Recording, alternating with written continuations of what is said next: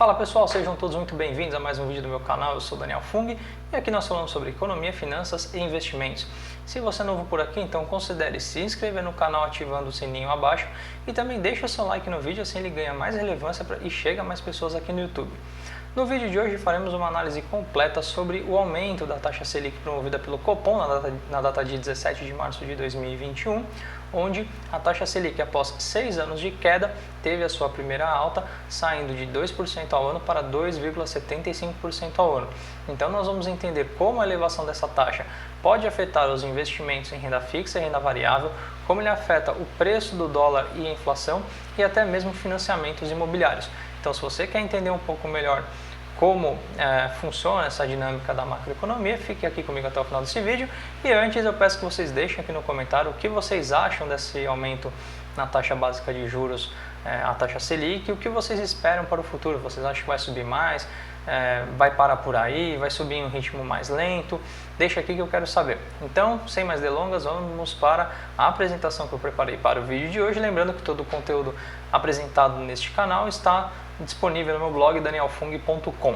Indo para a apresentação que eu preparei para este vídeo, como nós vimos, o Copom, que é o Comitê de Política Monetária, é um órgão ligado ao Banco Central, decidiu subir a taxa Selic do patamar de 2% ao ano para 2,75% ao ano.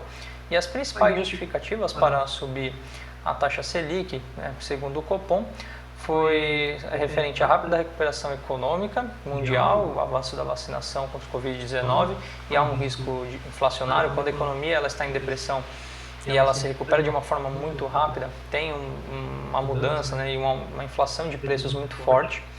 As incertezas sobre a recuperação da economia brasileira também, então não só a economia mundial, mas a economia brasileira também está colocada em dúvida neste relatório do Copom. A elevação do preço das commodities internacionais, então nós estamos vendo aí o soja, milho, arroz, café, minério de ferro subindo, petróleo subindo bastante nas últimas semanas. São commodities negociadas internacionalmente em dólares e também o aumento desses produtos costuma ser um sinal forte de inflação global. Isso aconteceu também em 2008 e 2009, por isso que boa parte do desempenho financeiro do Brasil nesses anos também foi atribuído ao boom das commodities, porque o mundo estava passando por uma alta de inflação após a crise mundial do subprime. E as expectativas de inflação do Brasil também estão bastante altas, não só pelo lado do IGPM, que chegou a quase 30%, mas também pelo lado do IPCA, que há uma projeção aí de fechar em 4,6% no final de 2021. O acumulado dos últimos 12 meses está aí na casa dos 5%. Mas aí nós estamos juntando 2020 e 2021 e o Banco Central trabalha com metas inflacionárias por ano. Então é importante a elevação da taxa de juros, porque ajuda a segurar um pouco a inflação, uma vez que no acumulado dos últimos 12 meses a inflação atual de 5,2% está acima da meta.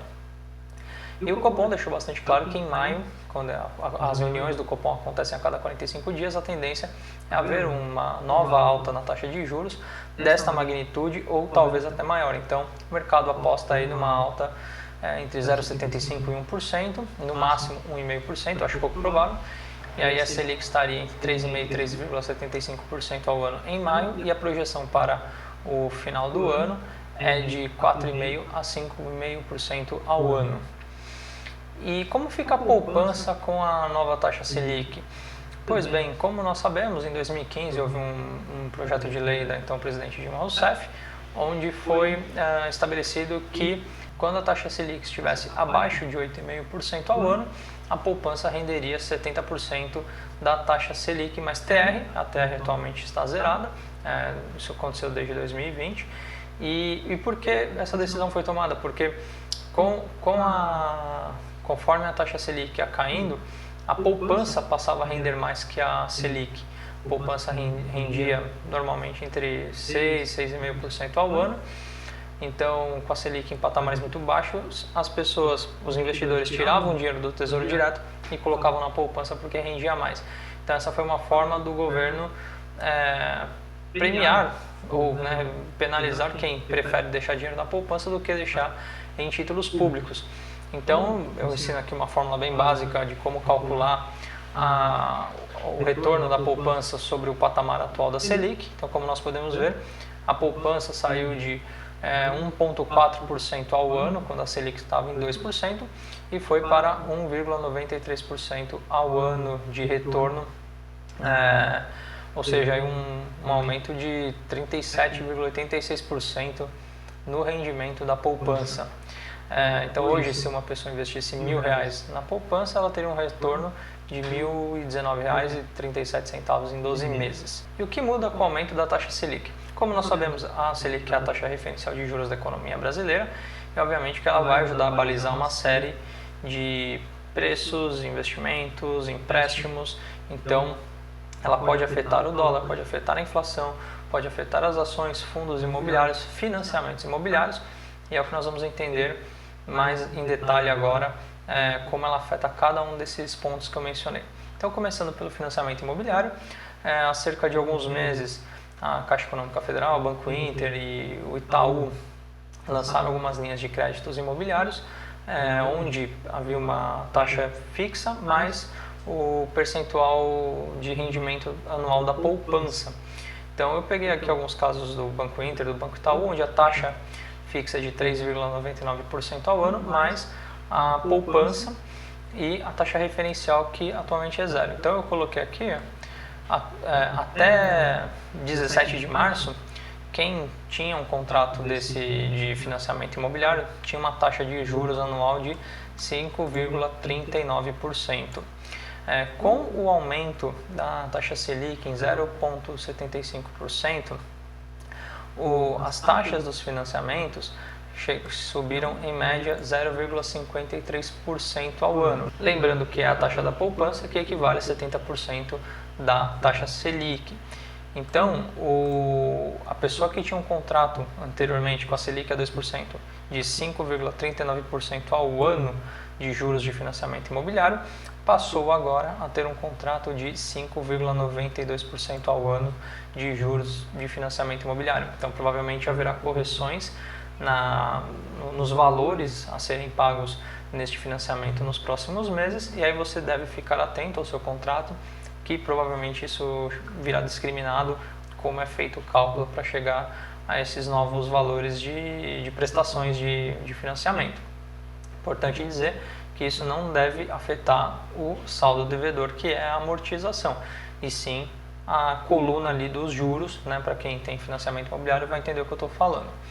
Mas é sempre importante olhar o custo efetivo total, que é o CET, que ali vai dizer o quanto efetivamente você paga de juros ao ano em cima do seu financiamento imobiliário, por causa de outras taxas como administração, seguros. Então é sempre importante focar no CET, que é o custo efetivo total, que é a junção da taxa de juros mais outras taxas, e aí compõe todos os valores que você paga referente ao seu financiamento.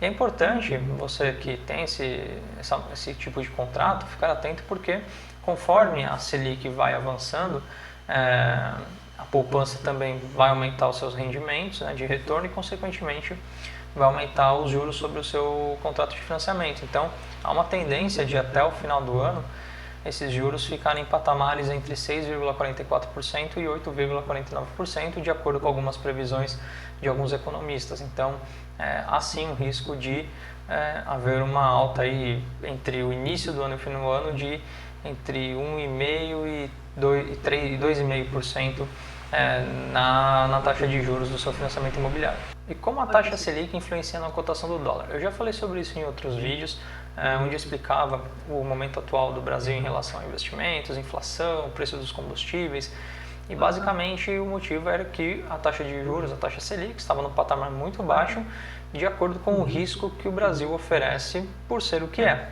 Então, quando o investidor compara, por exemplo, o México, que é uma economia mais forte, um pouco mais organizada que a brasileira, e vê o México pagar 4,5% ao ano de taxa de juros, enquanto o Brasil paga 2%, a decisão de onde investir, de onde levar esses dólares, né, para investidores internacionais, não era muito difícil. Então o Brasil acabou tendo uma fuga de capitais muito forte, ou seja, muita gente tirou dinheiro do Brasil, passou a investir em outros lugares que pagam taxas parecidas ou até melhores, com um risco muito menor. E por que isso basicamente aconteceu? Eu vou até entrar em mais detalhes mais adiante, mas é porque o Brasil esperava um resultado sobre a sua economia que não se concretizou por causa da pandemia e ao mesmo tempo foi descendo a taxa de juros. Então, com o aumento da taxa de juros brasileira e ao mesmo tempo, né, uma notícia aí que passou batida por muitos canais aí de economia, enfim, que é o fato do FONC, seria o Copom dos Estados Unidos, né, pertencente ao Federal Reserve. Eles mantiveram a taxa de juros americana entre 0% e 0,25%, ou seja, a taxa de juros americana permanecerá no patamar atual e a tendência é que seja assim para os próximos 2 anos, enquanto o Brasil começa a entrar numa rota de aumento de taxa de juros. O resultado provável disso, não no curto prazo, mas talvez no médio prazo, é que muitos investidores tirarão parte dos seus investimentos dos Estados Unidos e provavelmente trarão ao Brasil buscando mais resultados para os seus investimentos em troca de um maior risco. Então, isso é um dado positivo e, consequentemente, quanto mais dólares em circulação no nosso país, mais oferta e, consequentemente, queda de preços. Como a taxa Selic influencia na inflação? Nós vimos aí o IGPM subindo quase 30% nos últimos 12 meses, o IPCA também já rompendo a barreira dos 5%, e a meta do Banco Central sempre ficou aí na casa de 3%, 4%, e também tem a ver com a cotação do dólar que eu falei anteriormente. Quando a taxa Selic começou a ser derrubada aos poucos, e o Brasil começou a não entregar as suas reformas, não começou a ser o país que prometia ser através da sua taxa de juros, como eu disse, muitos investidores tiraram dinheiro do Brasil, mandaram seu dinheiro para outros países, o dólar subiu e uma das consequências foi que muitos produtos, principalmente as commodities brasileiras, elas ficaram muito mais baratas para o mercado internacional, porque as negociações são dolarizadas, então quanto mais desvalorizada é a moeda em dólar, o produto fica mais barato. O Brasil passou a exportar muito mais produtos, seja carne, grãos, minério de ferro e outras commodities, que o Brasil é grande exportador, e, consequentemente, houve uma queda de oferta no mercado nacional e, na lei da oferta e da demanda, quanto menos oferta, maior é o preço. E aí nós vimos, né, arroz a R$40, o pacote de 5 quilos, como aconteceu em junho do ano passado. Nós estamos vendo aí o preço dos alimentos no mercado também bastante elevados, então parte disso é consequência do aumento do dólar, da depreciação do real, muito por conta da baixa taxa de juros que o Brasil praticou por muito tempo. Então, esse aumento da taxa Selic, ele também ajuda a corrigir essa distorção de mercado que causou uma grande inflação nos últimos meses. E como eu disse também anteriormente, né, um dos motivos que o Banco Central resolveu elevar a taxa de juros, o Copom, melhor dizendo, é por causa da rápida recuperação econômica que se prevê no mundo. E quando essas recuperações são muito rápidas, há um processo inflacionário muito forte também que acompanha.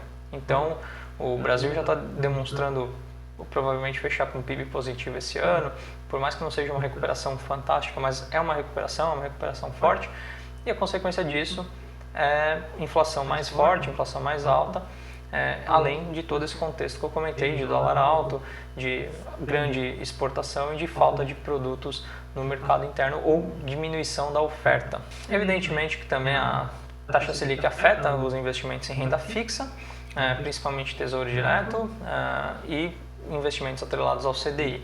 Então, para as pessoas que têm investimentos, provavelmente têm reserva de emergência nesses tipos de investimentos, o que vai acontecer a partir de agora é que os seus investimentos passarão a render um pouco mais e como o Brasil tende a aumentar a taxa de juros ao decorrer, né, de 2021 e talvez até em 2022, e obviamente que a taxa Selic também afeta os rendimentos dos investimentos em renda fixa. Então, para quem tem investimentos em Tesouro Direto, tem aquela sua reserva de emergência lá guardada ou investe em CDBs de grandes bancos, esses investimentos passarão a render mais e mesmo assim eles ainda não são tão atrativos, porque por mais que tenha aumentado o seu rendimento por conta da alta da Selic, a Selic ainda está abaixo do IPCA. Então o IPCA atual de 5,20, a Selic de 2,75. Então o juro real brasileiro, né, que é a diferença entre a taxa de juros e a inflação é de menos 2,45%. Então, se você conseguir um prêmio acima disso, na renda fixa você estará ganhando dinheiro. Caso contrário, estará perdendo para a inflação. Então, aí é necessário buscar outras modalidades de rendimento que paguem acima desse juro real que eu demonstro aqui na postagem do meu blog. Investimentos em ações e fundos imobiliários, vamos falar deles agora, começando pelas ações. A alta da Selic não deveria influenciar nos investimentos de bolsa de valores, principalmente em ação, porque ela ainda está num patamar baixo, então, como eu disse, não tem nenhum motivo para haver uma corrida para a renda fixa, só porque subiu um pouquinho e tem uma tendência de alta nos próximos meses. E também considerando que muitos dos investidores que hoje estão na bolsa de valores já estão acostumados com taxa de juros bastante baixas, né? Porque 50% dos investidores atuais na bolsa de valores entraram em 2020 já com taxa de juros no patamar de 2% ao ano. Como eu expliquei anteriormente, né, tem a questão do juro real, e hoje o juro real do Brasil ainda é negativo, então qualquer investimento que o investidor tenha em ações pagadoras de dividendos, por exemplo, que pague 6% ao ano ou mais, ele já estará ganhando, através do juro real, um juro positivo, porque a diferença da inflação para o dividend yield das empresas, sendo positivo, já é um ganho real em cima disso. Então, nesse caso de aumento da taxa Selic, o investidor não deve olhar a diferença entre o quanto ele recebe de dividend yield e de quanto a Selic paga, e sim o quanto o IPCA está subindo e o quanto ele recebe de dividend yield, porque quem come os seus rendimentos é a inflação, não é a taxa de juros. Então esse é um ponto muito importante que alguns investidores têm feito confusão. Então, se você hoje investe numa empresa que paga um dividend yield de 4%, ignorando qualquer subida de preço e rentabilidade que você tenha ganhado com essas ações, mas se focarmos só no dividend yield, hoje com o IPCA na casa aí dos 5,20%, então dividend yield abaixo disso, provavelmente você está perdendo dinheiro para a inflação e acima disso ganhando da inflação. E aí, quais são os setores da Bolsa de Valores que se beneficiam já de imediato com essa subida da Selic? Tem sim alguns setores, e eu começaria falando pelos bancos, porque os bancos vão continuar captando dinheiro no mesmo valor, mas agora vão oferecer empréstimos a uma taxa de juros provavelmente um pouco maior, então o resultado financeiro dos bancos tende a ser melhor, né, que a margem de receita bruta. E as seguradoras, porque grande parte do dinheiro em caixa recebido dos prêmios fica em renda fixa atrelada ao CDI, então o CDI também vai subir com isso, e aí o resultado financeiro das seguradoras tende a ser melhor talvez no segundo trimestre e com certeza no segundo semestre de 2021. E setores que podem não se beneficiar com isso na bolsa é difícil de dizer, mas o que você deve analisar sim são as empresas que possuem alto endividamento ou alta alavancagem, porque provavelmente essa dívida, esses empréstimos que eles têm, estão atrelados ao CDI, então vai ficar mais caro para eles pagarem essas dívidas e, consequentemente, o resultado financeiro dessas empresas também não tende a ser muito bom. E falando agora dos fundos imobiliários, é a mesma lógica das ações.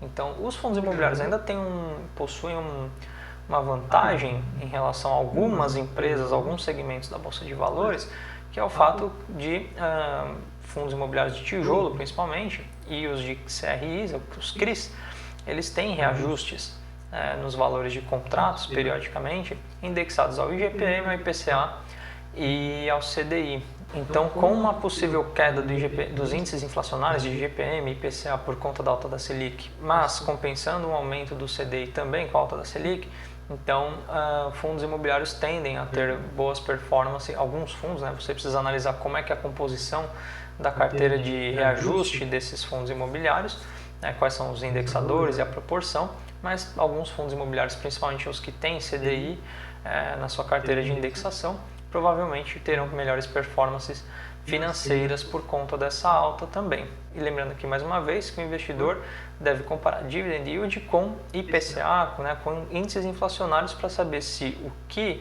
o investimento dele está dando um retorno positivo ou não. Taxa Selic, taxa de juros, ele serve para balizar todo esse esse resultado financeiro dos fundos imobiliários e também balizar os índices inflacionários. Então, a taxa Selic sobe, talvez pressione o IPCA e o IGPM um pouco para baixo e haverá reajustes talvez aí de alguns fundos imobiliários, de alguns contratos de fundos imobiliários através do CDI. Então, isso pode acabar equilibrando um pouco essa balança para o lado dos fundos imobiliários. Então, é muito importante o investidor ter essa consciência para não tomar decisões erradas em cima dos seus investimentos. E aí a pergunta que fica depois de tudo que nós falamos aqui no vídeo é se o aumento da taxa Selic ele é bom ou ruim. Quem me acompanha aqui no blog há mais tempo e aqui também no YouTube sabe que eu tenho criticado bastante o atual patamar de juros no Brasil. No primeiro momento serviu para estimular a economia por conta da pandemia, mas entrou naquela lógica da diferença entre o remédio, o veneno e a dose. Então a dose foi exagerada, começou a envenenar a economia com a subida da inflação, nós vimos aí os preços dos alimentos, reajustes de contratos de aluguel que houve no ano passado também, com o IGPM em quase 30%, prejudicou muita gente. Então, agora o Copom tardiamente começa a entrar numa rota de correção desses valores e vamos ver até onde vai.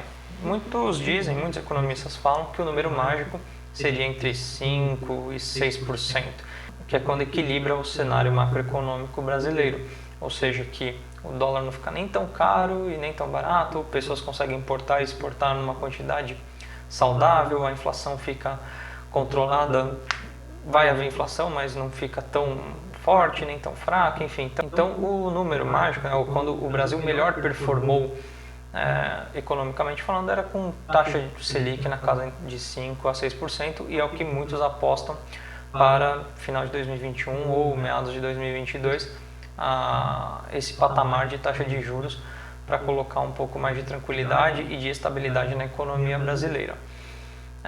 Nós sabemos também que essa estratégia da Selic na casa aí dos 2% não foi só uma questão também de reaquecer a economia na pandemia, mas também vinha numa rota de queda desde o início do governo Jair Bolsonaro, porque havia uma agenda de reforma econômica bastante liberal, e essa agenda sendo executada junto com uma política de queda de juros colocaria o Brasil sim num patamar de economia forte, atrairia mais investimentos e diminuiria o custo da dívida pública.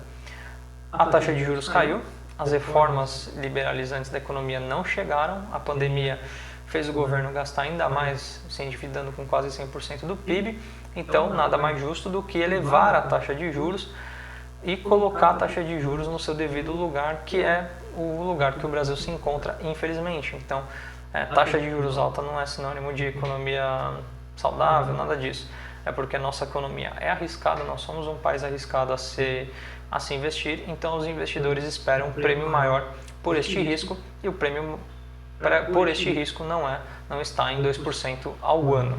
Então, pessoal, por este vídeo é isso, eu espero que vocês tenham gostado. É um assunto complexo, difícil às vezes de entender, mas eu acho que eu consegui trazer com bastante didática e com bastante clareza tudo o que pode afetar na economia brasileira com esse aumento da taxa Selic. Então, mais uma vez, eu agradeço a sua participação, peço o seu like no vídeo, a sua inscrição aqui no canal, também deixa nos comentários o que você espera para a economia brasileira e para a taxa de juros nos próximos meses e anos.